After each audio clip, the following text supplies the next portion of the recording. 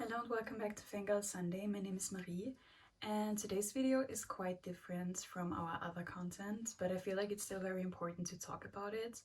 Maybe you can relate, or maybe you know someone who can, or you will get to know someone one day who can relate. So I feel like it's very important to spread awareness, and even if I can just help one person to feel like less alone in this, my job here is done. So maybe just let this video play in the background, get something to drink, get comfortable, and listen to my story.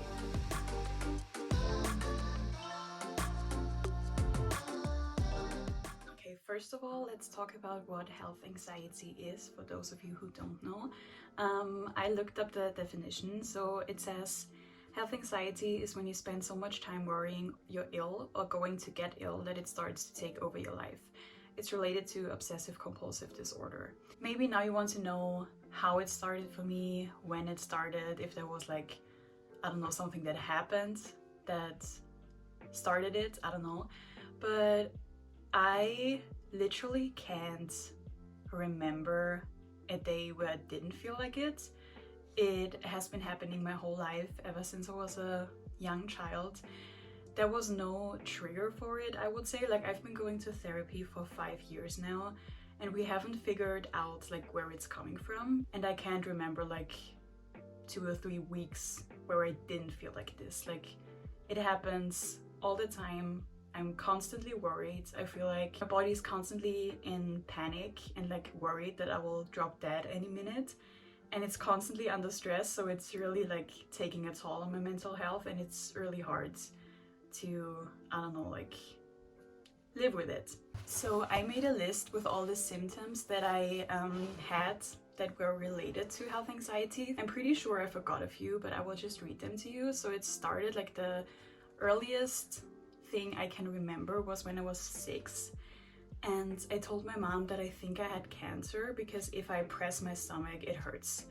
And I feel like that's something like a little kid shouldn't be worried about. And I don't know where this is coming from because like nobody in my family had cancer. Yeah, I don't really know where this stems from. I also got like a lot of anxiety rashes all over when I was younger. I had bladder issues as a kid. I always felt like I had to use the toilet. I had panic attacks ever since I was a small child, but we never really knew what was going on. Like, I was just hyperventilating and I couldn't really like put my thoughts into words. I had the feeling that something is stuck in my throat and that I can't swallow, so I went to the doctor for that. When I was like 16 or 17, it got really bad. I had like heart pain and I felt like my heart was beating like inconsistently, so I went to the doctor for that. I also ended up going to the emergency room because I thought I had a heart attack. Then they told me like everything is fine, and when I knew I was fine, the symptoms went away. Then I had like very bad like headaches, neck pain, dizziness, like weird dizziness where I felt like I was in an elevator, especially while standing. My arm went numb at one point, like I couldn't feel my arm anymore for some reason, like in the middle of the day at school. I did an MRI because of the dizziness. They said nothing is wrong, but like the dizziness really was like one of the worst things ever because I couldn't even go to school anymore because I was so scared of like fainting or falling down while going to school, so I just ended up staying at home because I was too scared. Another thing I have to mention is that back when the dizziness happened, I used to go out like every weekend and drink a lot of alcohol because I told myself like when I'm drunk, like of course I will feel dizzy, so I just kept on drinking every weekend so I can like justify the dizziness, if that makes sense. Like, I drank and then I was like, okay, of course I'm feeling dizzy because I'm drunk. So I just drank every weekend to make myself feel better, which isn't like a good coping mechanism at all. And I'm not drinking anymore. Like, I can't handle alcohol that well, so I'm not drinking it. But like back then, that was the only way like I could cope because like I just didn't know what to do about it. I also had a lot of like depersonalization and derealization symptoms where you like feel like nothing is real and you're dreaming and somebody else is taking over your life. I also feel this like really bad right now. You probably wouldn't notice, but it just feels like I'm not myself, which is very scary, but I learned to deal with it. Sometimes I wake up in the middle of the night and I feel like I can't breathe. This happened the last time in July when I was in Paris with Yula and Joanna. I woke up in the middle of the night and told them I'm suffocating, which I wasn't. I feel sorry that I like made them worry about me, but they were very sweet. They sat down in front of the window with me. We took a few like deep breaths and then it was fine, but it was very scary. I also have like eye floaters, so if I look at a white wall, I have like gray specks all over. My eyelids twitched for 2 months straight from like March to May. Did an MRI, everything was fine. I also had a lot of nausea in the past months because of my anxiety. My ears ringing constantly on both sides, and my dizziness is back. For the past like month, I felt dizzy constantly, even while sitting down, laying down, walking, whatever I'm doing, I'm dizzy all the time. And it's not like a turning dizziness, it just feels like I'm on a boat, like the floor is moving like that. And even when I'm laying in bed trying to sleep, I feel like I'm falling out of bed, or like that the bed is like moving in directions, which is also super scary. And yeah, I went to the emergency room like 4 days ago because I thought I was dying, which also wasn't fun. And yeah, I'm currently at home. I should be working this week, but I'm not because I can't even stand up. I can't even leave the apartment by myself because I'm too scared. And okay, I didn't think I would cry, but it's just very scary. Okay, so yeah, it's really hard to manage. It's very scary.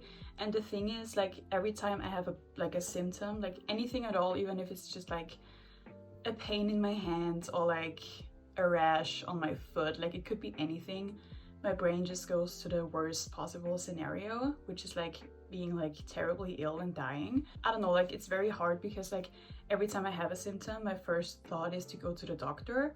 But I feel like the more I go to the doctor, the less serious they will take me. Like if I go there every second day, at one point they will just tell me everything I have is like in my head and not real.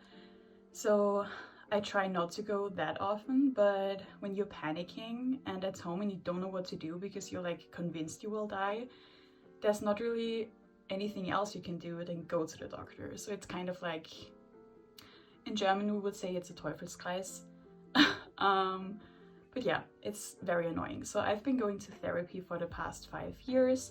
I'm diagnosed with depression, but I feel like the worst symptom for me is just like my anxiety and like feeling like nothing is real. So yeah, therapy personally helped me a lot. I'm not taking any medication right now, but I'm open to it because living like that is not fun and I don't want to miss out on like everything just because I feel like that.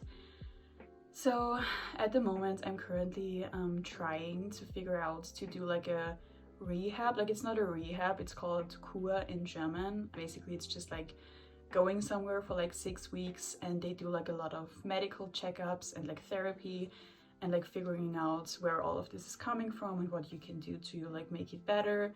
If you experience like anything like this, like I'm not saying if you have any of those symptoms it's 100% related to your mental health, but it definitely can be. Like I'm sure I experienced other symptoms that I didn't mention that also came from my anxiety, and it's just like insane what your body can do and how much it can make you suffer, even though like there is nothing wrong with your body, it's just your mind.